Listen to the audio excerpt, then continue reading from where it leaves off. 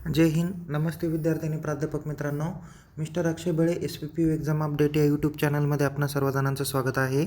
आत्ताच्या व्हिडिओमध्ये आपण MCOM part first semester first 2023 credit पॅटर्नच्या आपण रिसर्च मेथडॉलॉजी हा जो विषय आहे या विषयाच्या क्वेश्चन पेपरचा फॉर्मॅट आणि इम्पॉर्टंट क्वेश्चन्स आपण या व्हिडिओमध्ये बघणार आहोत. हा व्हिडिओ शेवटपर्यंत नक्की बघा. आवडल्यास या व्हिडिओला लाईक करा, शेअर करा. अधिक माहितीसाठी आपण आपल्या यूट्यूब चॅनलला सबस्क्राईब करायला विसरू नका. तसेच परीक्षाबाबत अद्ययावत माहितीसाठी तुम्ही टेलिग्राम चॅनलमध्ये सहभागी होऊ शकता. लिंक डिस्क्रिप्शन बॉक्समध्ये देण्यात आलेली आहे. तसेच तुम्हाला या अगोदरचे जे काही विषयांचे व्हिडिओ आहे जसं 60-101 मॅनेजमेंट अकाउंटिंग, 60-102 इंडस्ट्रियल इकॉनॉमिक या विषयांचे देखील आपण इम्पॉर्टंट क्वेश्चन्स आणि क्वेश्चन पेपरच्या फॉर्मॅटबाबत महत्त्वाची व्हिडिओ तयार केलेली आहे. त्याची लिंक डिस्क्रिप्शन बॉक्समध्ये तुम्हाला बघायला भेटेल. सो आत्ताच्या व्हिडिओमध्ये आपण रिसर्च मेथडॉलॉजी या विषयाच्या क्वेश्चन पेपरचा फॉर्मॅट आपण सगळ्यात अगोदर बघूया आणि त्यानंतर इम्पॉर्टंट क्वेश्चन्सकडे आपणाला वळायचा आहे. तो सगळ्यात अगोदर विद्यार्थी मित्रांनो आपण समजून घ्या की रिसर्च मेथडॉलॉजी हा जो काही सब्जेक्ट्स आहे तो तुम्हाला मराठी ॲज वेल ॲज इंग्लिश लँग्वेजमधून तुम्हाला देता येईल. म्हणजे जरी तुम्ही एक्झाम फॉर्म भरताना इंग्लिश मीडियम ही लँग्वेज सिलेक्ट केली आणि तुम्हाला वाटला की आत्ताची जी काही क्वेश्चन पेपर आहे त्याचे सोल्युशन आपण मराठीमधून करूया तरी तुम्ही देऊ शकता. काही अडचण येणार नाही. फक्त तुम्ही जर का क्वेश्चन नंबर 1 मराठीतून सॉल्व करायला लागले तर क्वेश्चन नंबर 4 पर्यंत तुम्ही मराठीतूनच उत्तर लिहिणं अपेक्षित आहे. ओके. सो त्यामुळं काळजीपूर्वक लक्ष द्या. तुम्हाला मराठीतून लिहायचं असेल तर मराठीतून लिहा, इंग्लिशमधून लिहायचं तर इंग्लिशमधून लिहा. पण संपूर्णतः पेपरची तयारी करून अभ्यास करूनच तुम्ही काय करा, पेपर द्या. तर नेमकी पेपरचा फॉर्मॅट कसा राहणार आहे याबाबत अगोदर चर्चा करू. बघा विद्यार्थी मित्रांनो, तुम्हाला रिसर्च मेथडॉलॉजी हा जो काही सब्जेक्ट आहे यासाठी इंटरनलला 30 मार्क असतात आणि युनिव्हर्सिटीला 70 मार्कांची एक्झाम असते. सो इंटरनलला तुम्हाला 30पैकी 12 मार्क पाहिजे आणि युनिव्हर्सिटीची जी काही एक्झाम असणार आहे त्याला 70पैकी तुम्हाला 28ला पासिंग आहे. सो 28 आणि 12 मिळून टोटल 40 मार्काला तुम्हाला पासिंग असणार आहे. तर युनिव्हर्सिटीचा जो काही 70 मार्काचा पेपर होणार आहे यासाठी तुम्हाला 3 तासाचा टाईम ड्युरेशन दिलेला आहे. ओके.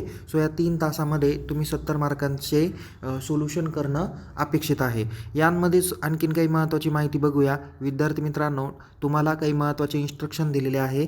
त्यापैकी क्वेश्चन नंबर 1 हा तुम्हाला कंपल्सरी आहे. म्हणजे इन्स्ट्रक्शन नंबर 1 सांगितलेले आहे की ऑल क्वेश्चन्स आर कंपल्सरी. म्हणजे ही पहिली महत्त्वाची इन्स्ट्रक्शन दिलेली आहे. तर दुसरी आहे की राईट साईडला तुम्हाला जे काही फिगर्स दिसत आहे ते तुमचे मार्क्स इंडिकेट करता. अशा पद्धतीच्या 2 महत्त्वाच्या सूचना तुम्हाला या ठिकाणी दिलेल्या आहे. परीक्षेमध्ये टोटल 4 प्रश्न विचारले जाणार आहे. किती? क्वेश्चन नंबर 1 ते क्वेश्चन नंबर 4 असे टोटल 4 प्रश्न विचारले जाणार आहे. त्यापैकी क्वेश्चन नंबर 1 हा जो काही असणार आहे तो MCQ असणार आहे. यासाठी टोटल तुम्हाला 6 मार्क दिले जाणार आहे. ओके. त्यानंतर क्वेश्चन नंबर 2 जो काही विचारला जाणार आहे तो तुमचा लॉंग आन्सर क्वेश्चन्स असणार आहे जो चॅप्टर नंबर 1वर आधारित असणार आहे. तर क्वेश्चन नंबर 1ला और जो काही प्रश्न विचारला जाईल तो लॉंग आन्सर क्वेश्चनचा विचारला जाईल जो चॅप्टर नंबर 2वर असणार आहे. त्यानंतर यासाठी तुम्हाला प्रत्येक म्हणजे हा जो काही प्रश्न विचारला जाणार आहे तो टोटल 20 मार्कांसाठीचा विचारला जाणार आहे. त्यामुळे तुम्ही काळजीपूर्वक या प्रश्नांची उत्तरं लिहिणं अपेक्षित आहे. त्यानंतर क्वेश्चन नंबर 3कडे वळूया आपण. क्वेश्चन नंबर 3 दिलेला आहे तो देखील लॉंग आन्सर टाईप क्वेश्चन्स असणार आहे जो चॅप्टर नंबर 3वर असणार आहे. तर त्याला और जो काही प्रश्न विचारला जाणार आहे तो पण लॉंग आन्सर टाईप क्वेश्चन्स असणार आहे जो चॅप्टर नंबर 4वर विचारला जाणारा आहे.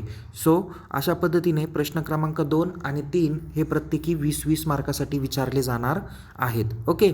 त्यानंतर क्वेश्चन नंबर 4 जो काही दिलेला आहे तो राईट शॉर्ट नोट्स दिला जाणार आहे. तर या शॉर्ट नोट्समध्ये टोटल तुम्हाला 6 शॉर्ट नोट्स विचारल्या जातील. त्यापैकी तुम्हाला 4 शॉर्ट नोट्सची उत्तरं लिहायची आहे आणि एक शॉर्ट नोट्स तुम्हाला 6 मार्काला आहे.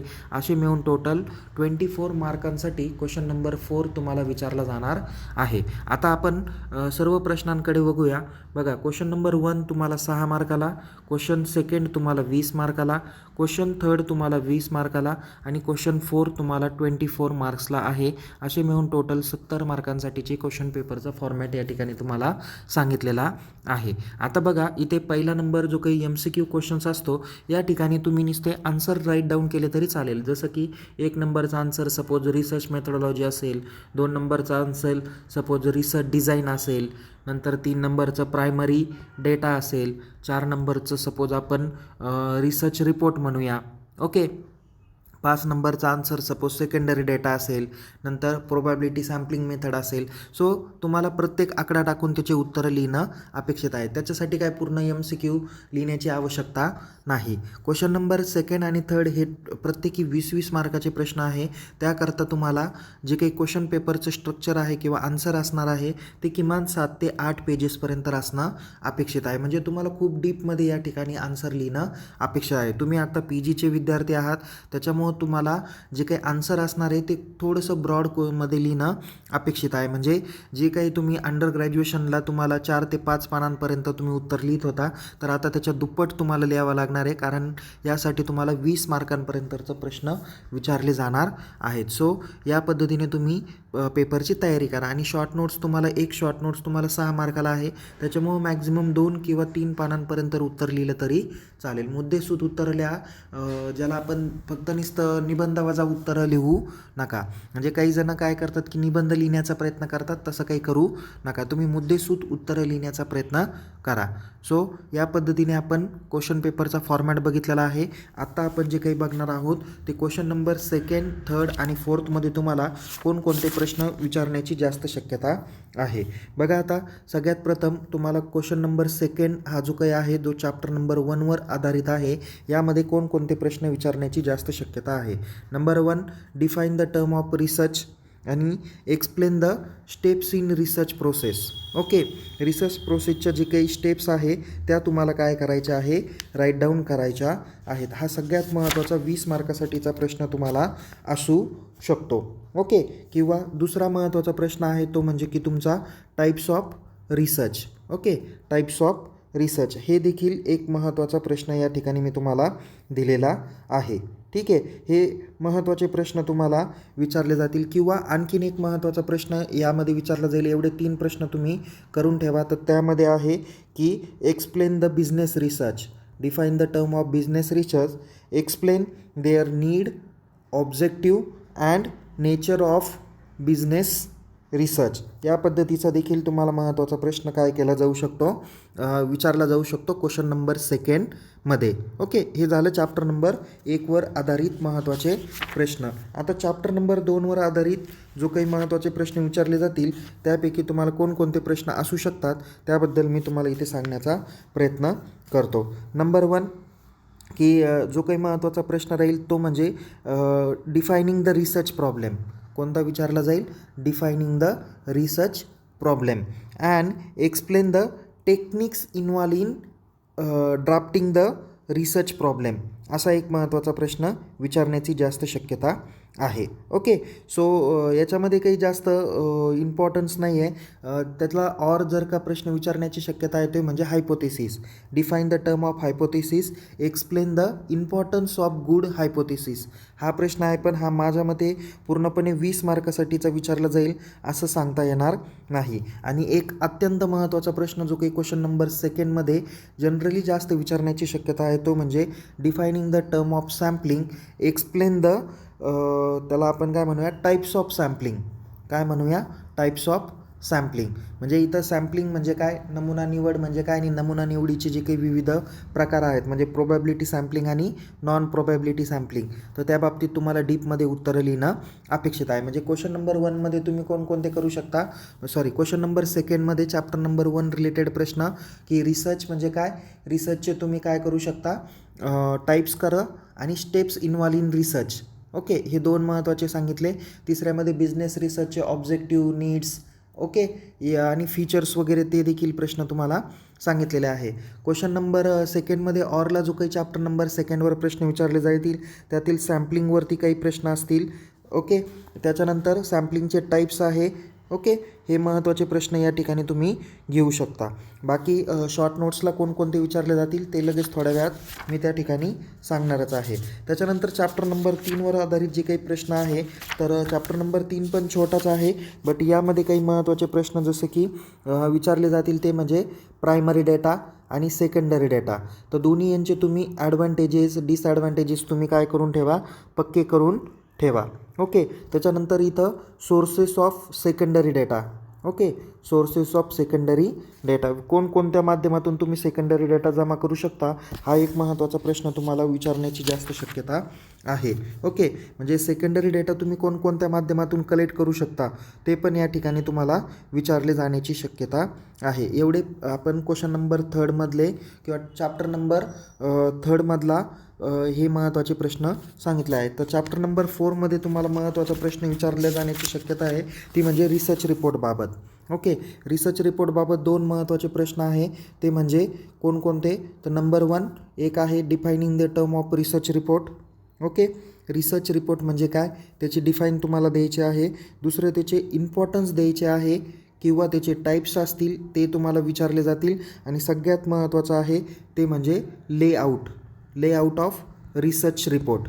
ओके, रिसर्च रिपोर्टचा लेआउट तुम्हाला स्ट्रक्चर किंवा लेआउट हे दोन्हीही तुम्हाला काय करायचे आहे, एक्सप्लेन करायचे आहे. ओके, म्हणजे इम्पॉर्टन्स बघा रिसर्च रिपोर्टचे, त्याच्यानंतर टाईप्स ऑफ रिसर्च रिपोर्ट आणि स्ट्रक्चर किंवा लेआउट रिसर्च रिपोर्ट हे तुम्हाला चॅप्टर नंबर 4वरती आधारित महत्त्वाचे प्रश्न आहे. आता शॉर्ट नोट्सच्या बाबतीत तुम्हाला महत्त्वाचे प्रश्न सांगतो. चॅप्टर नंबर 1वर या. चॅप्टर नंबर 1मध्ये शॉर्ट नोट्स जे काही असणार आहे ते म्हणजे की इम्पॉर्टन्स ऑफ रिसर्च. ओके, रिसर्चचा तुम्ही इम्पॉर्टन्स तुम्ही बघून ठेवा. त्याच्यानंतर दुसरा महत्त्वाचा मला जो काही वाटणारा आहे तो म्हणजे बिझनेस रिसर्च अशा नावाने सुद्धा तुम्हाला काय होऊ शकतं, शॉर्ट नोट्स विचारल्या जाण्याची शक्यता आहे. किंवा जसं मी मगाशी सांगितलं आहे की importance of business research in today's business world आपण असं त्यांना म्हणूया, पण यामध्ये तुम्हाला रिसर्च मेथोडॉलॉजी जी काही आहे तर त्या बाबतीतसुद्धा कदाचित प्रश्न विचारल्या जाण्याची शक्यता आहे. म्हणजे ethics in modern policies in research हा पण एक महत्त्वाचा प्रश्न शॉर्ट नोट्ससाठी विचारला जाण्याची शक्यता आहे. आता research methodology versus research method असा प्रश्न काही जास्त करून विचारण्याची शक्यता मला तरी कमी वाटते. किंवा आणखीन एक इथे 1 नंबर चॅप्टरवरती शॉर्ट नोट्स ते म्हणजे इथिकल इश्यूज इन रिसर्च. कोणता आहे, इथिकल इश्यूज इन रिसर्च. हा प्रश्न नोट डाऊन करून ठेवा शॉर्ट नोट्सला, इन रिसर्च. ओके, सो हा एक महत्त्वाचा तुम्हाला शॉर्ट नोट्स सांगितली.